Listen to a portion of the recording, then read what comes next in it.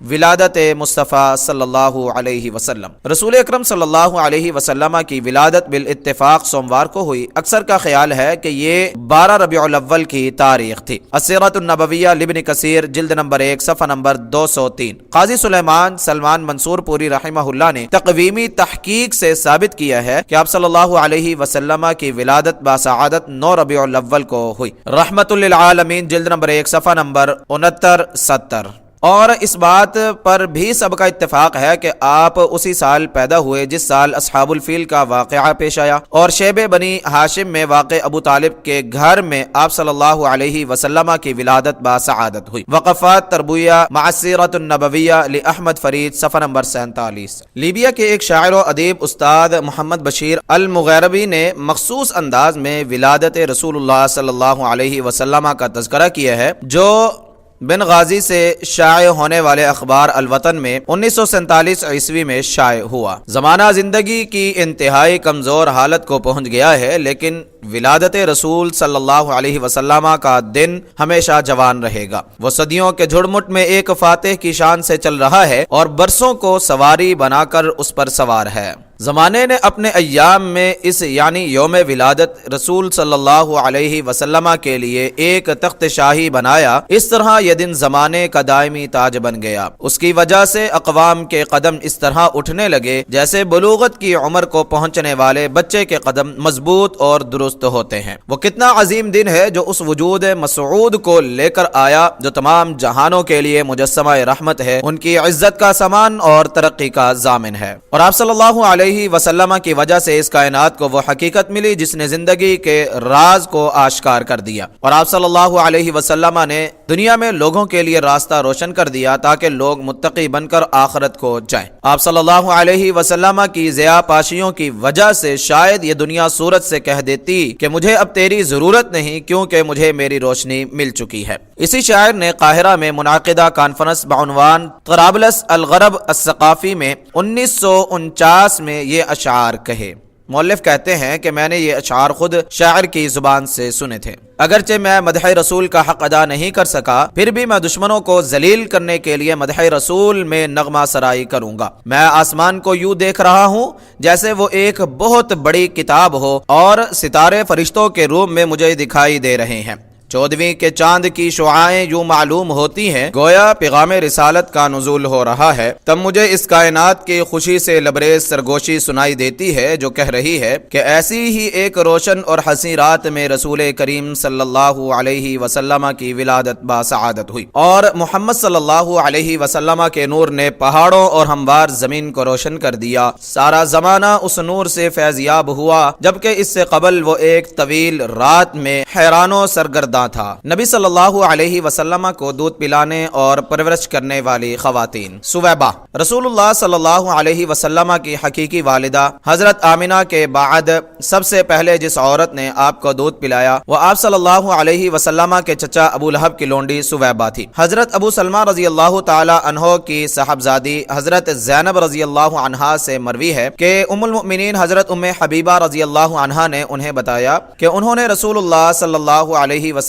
سے عرض کیا، اے اللہ کے رسول، آپ میری بہن سے شادی کر لیجئے۔ آپ صلی اللہ علیہ وسلم نے فرمایا، اَوَ تُحِبِّينَ ذَلِكَ، کیا تم یہ پسند کرتی ہو؟ میں نے کہا جی ہاں، پہلے بھی صرف میں ہی تو آپ کی بیوی نہیں ہوں، اس لیے میں اس بات کو پسند کرتی ہوں کہ اس خیر میں کسی اور کے بجائے میری بہن میرے ساتھ شریک ہو۔ اس پر نبی کریم صلی اللہ علیہ وسلم نے فرمایا، اِنَّ ذَلِكِ لَا يَحِلُّ لِي، میرے لیے یہ جائز نہیں، یعنی بیک وقت دو بہنیں ایک مرد کے نکاح میں نہیں آ سکتی۔ تب میں نے کہا ہمیں معلوم ہوا ہے کہ آپ ابو سلمہ کی بیٹی سے نکاح کرنا چاہتے ہیں۔ آپ صلی اللہ علیہ وسلم نے فرمایا، بنت ام سلمہ، ام سلمہ کی بیٹی سے؟ میں نے کہا جی ہاں۔ آپ صلی اللہ علیہ وسلم نے فرمایا، لو انہا لم تکن ربیبتی فی حجری ما حلت لی، انہا لبنت اخی من الرضاعہ ارضعتنی و ابا سلمة سویبہ فلا تعرضن علی بناتکن ولا اخواتکن۔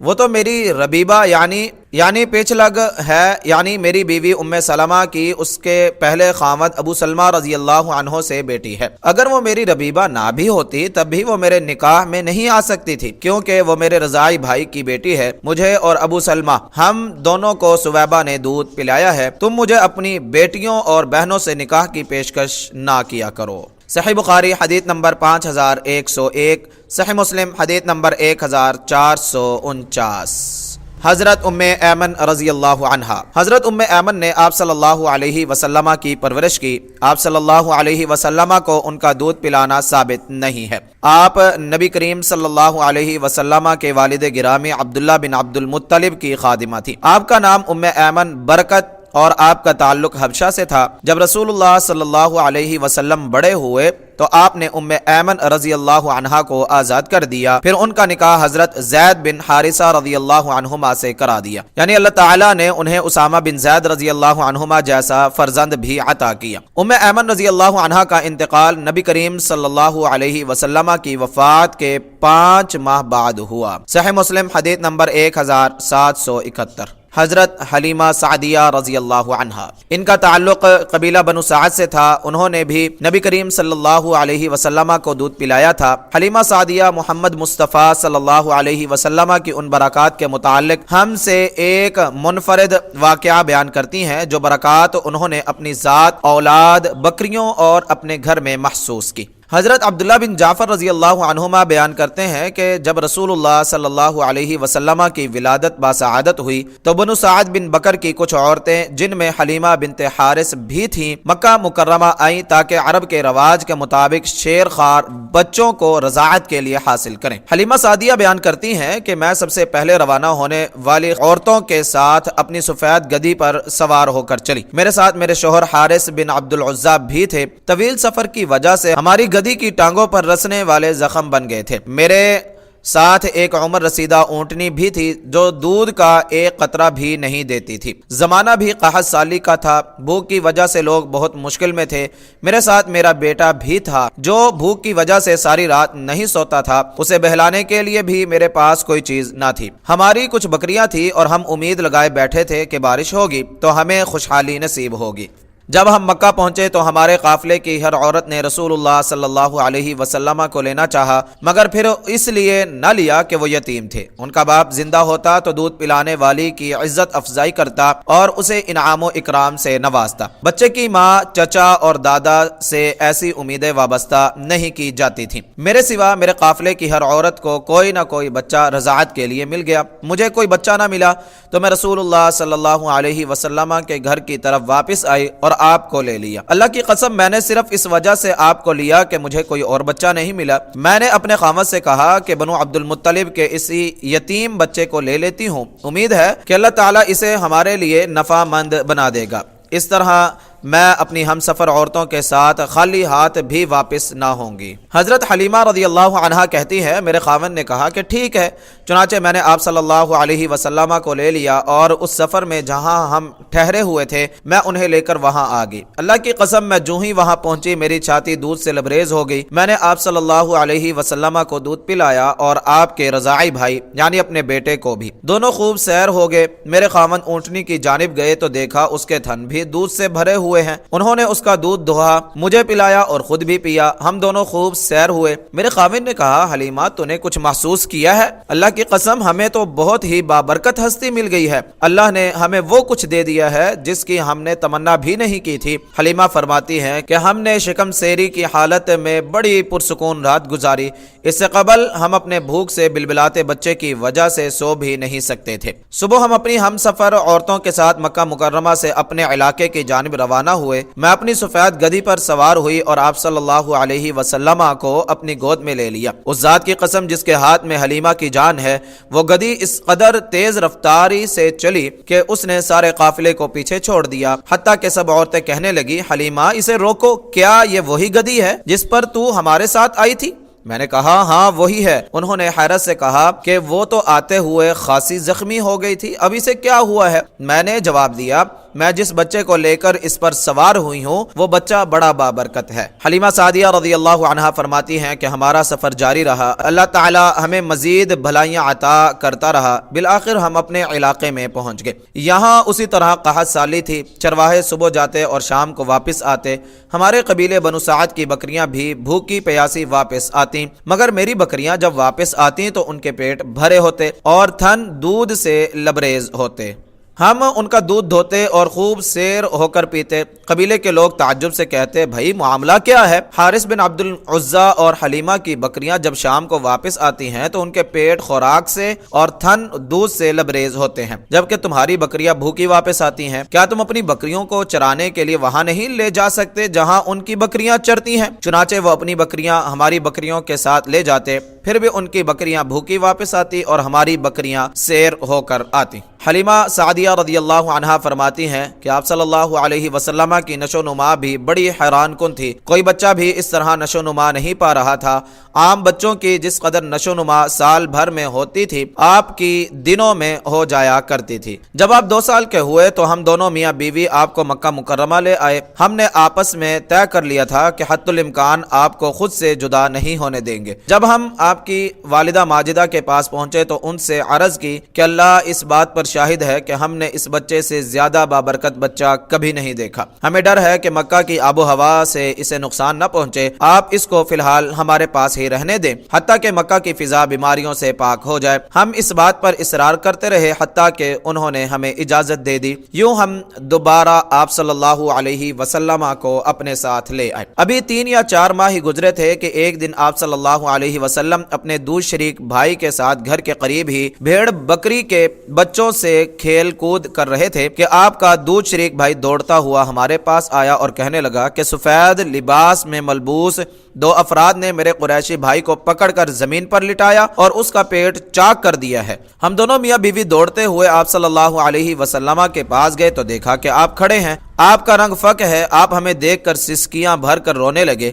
ہم نے لپٹ کر انہیں اپنی آغوش میں لے لیا اور کہا کہ ہمارے ماں باپ آپ پر قربان ہوں، کیا بات ہے؟ آپ نے بتایا کہ میرے پاس 2 آدمی آئے، انہوں نے مجھے لٹا کر میرا پیٹ چاک کیا اور پیٹ میں کچھ رکھ کر دوبارہ اسے پہلے کی طرح کر دیا۔ یہ سن کر اس کے رضاعی باپ نے کہا اللہ کی قسم مجھے لگتا ہے کہ میرا بیٹا کسی مصیبت کا شکار ہو گیا ہے، اسے جلدی سے اس کے گھر والوں تک پہنچا دو، اس سے قبل کہ ہمارے خدشات حقیقت بن کر اسے اپنی لپیٹ میں لے لیں، اسے اس کے گھر والوں کے سپرد کر دو۔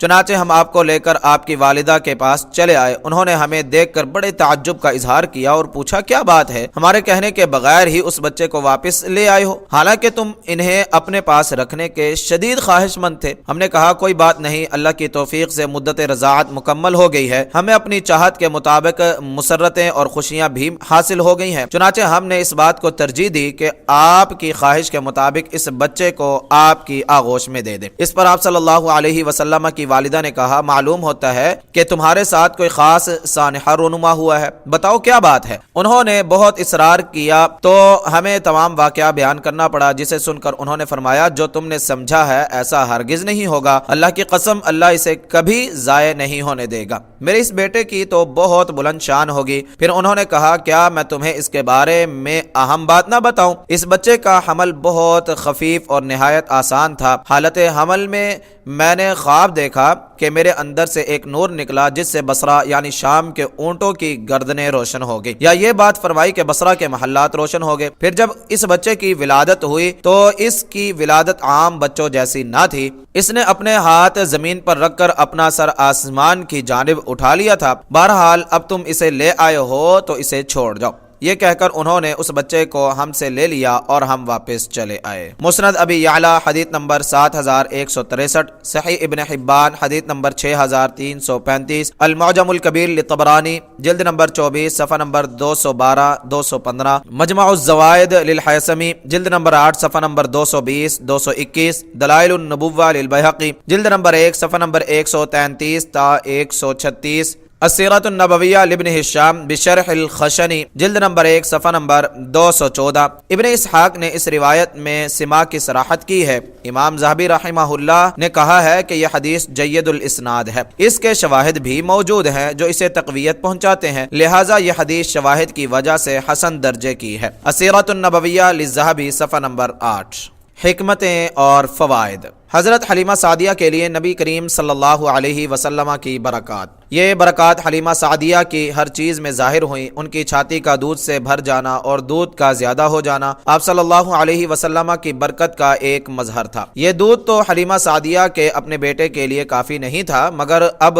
دونوں بچوں کے لیے وافر مقدار میں تھا۔ یہ بھی آپ صلی اللہ علیہ وسلم کی برکت تھی کہ حلیمہ سعدیہ کے بیٹے کو اطمینان و سکون حاصل ہوا۔ وہ قبل ازیں روتا رہتا تھا، اپنی ماں کی بے چینی کا سبب بنتا تھا، انہیں بے آرام کرتا تھا، سونے نہیں دیتا تھا۔ اب اسے شکم سیر ہو کر سکون ملا تو اس کی ماں کو راحت و سکون والی نیند نصیب ہوئی۔ آپ صلی اللہ علیہ وسلم کی برکت ان کی کمزور و لاغر بکریوں میں بھی ظاہر ہوئی، جو پہلے دودھ کا ایک قطرہ بھی نہیں دیتی تھی، اب اتنا دودھ دے رہی ہیں جتنا کبھی دیکھا تھا نہ سنا تھا۔ یہ برکات اس بات کا ثبوت ہے کہ حلیمہ سعدیہ کے خاندان کو یہ شرف حاصل ہوا کہ انہوں نے آپ کو دودھ پلایا، اور این وجہ سے اللہ تعالیٰ نے انہیں عزت عطا فرمائی۔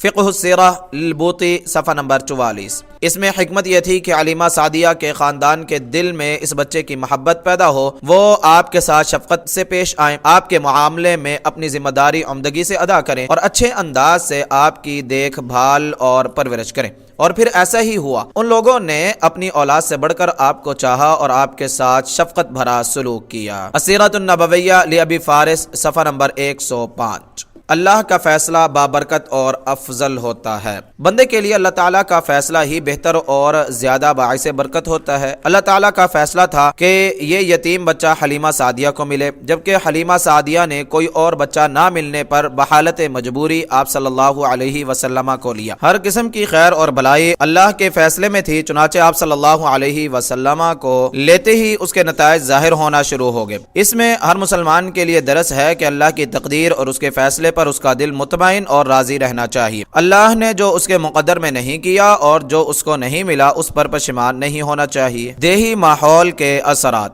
دیہی ماحول کے جسمانی صحت، طہارت قلب اور عقل و ذہانت پر اثر انداز ہونے کے بارے میں الشیخ محمد الغزالی فرماتے ہیں کہ بچوں کی نشو و نما کے لیے دیہاتی ماحول میں بے شمار فوائد ہوتے ہیں۔ مثلاً وہ فطرت کی آغوش میں پروان چڑھیں اور وہاں کی کھلی آب و ہوا اور آزاد اور وسیع فضا سے مستفید ہوں۔ اس سے بچوں کی فطری صلاحیتیں بڑھتی ہیں، اعضاء مضبوط ہوتے ہیں، احساسات جنم لیتے ہیں اور افکار و نظریات میں حریت پیدا ہوتی ہے۔ یہ ہماری بدنصیبی ہے کہ ہمارے بچے کئی منزلہ عمارتوں اور تنگ فلیٹوں میں زندگی گزار رہے ہیں۔ ایسے لگتا ہے جیسے کسی ڈربے میں بند کر کے انہیں تازہ ہوا میں سانس لینے کے حق سے محروم کر دیا گیا ہو۔ اس میں کوئی شک نہیں کہ جدید سہولتوں سے آراستہ شہری زندگی میں اعصابی تناؤ جیسی بیماریوں کا اصل سبب فطرت سے دوری اور خلافت فطرت، تصنع اور بناوٹ کی طرف حد سے زیادہ میلان ہے۔ اہل مکہ کی یہ خواہش قابل قدر تھی کہ ان کے بچے دیہی ماحول میں پرورش پائیں اور وہاں کی آزاد فضا میں ان کی تربیت کے مراحل طے ہوں۔ اکثر ماہرین علم التعلیم اس خواہش کا اظہار کرتے ہیں کہ فطرت ہی بچے کی پہلی درسگاہ ہونی چاہیے تاکہ اس کے عقل و شعور اور اس کائنات کی حقیقتوں میں یکسانیت پیدا ہو، لیکن لگتا ہے کہ اس خواب کی تعبیر بہت مشکل ہے۔ فقہ السیرہ للغزالی صفحہ نمبر 60-61۔ رسول اللہ صلی اللہ علیہ وسلم نے بنو سعد کے ماحول میں رہ کر فصیح عربی زبان سیکھی، پھر سب سے بڑھ کر فصیح اللسان بن گئے۔ حضرت ابو بکر رضی اللہ تعالی عنہ نے آپ صلی اللہ علیہ وسلم سے کہا کہ میں نے آپ سے زیادہ کسی کو فصیح اللسان نہیں پایا، تو آپ صلی اللہ علیہ وسلم نے فرمایا وما يمنعني وانا من قریش وارزعت فی بنی سعد۔ یہ کون سی ایسی بات ہے، میرا تعلق قریش سے ہے اور میری رضاعت بنو سعد میں ہوئی ہے۔ الروز الانف للسہیلی جلد نمبر 1 صفحہ نمبر 188۔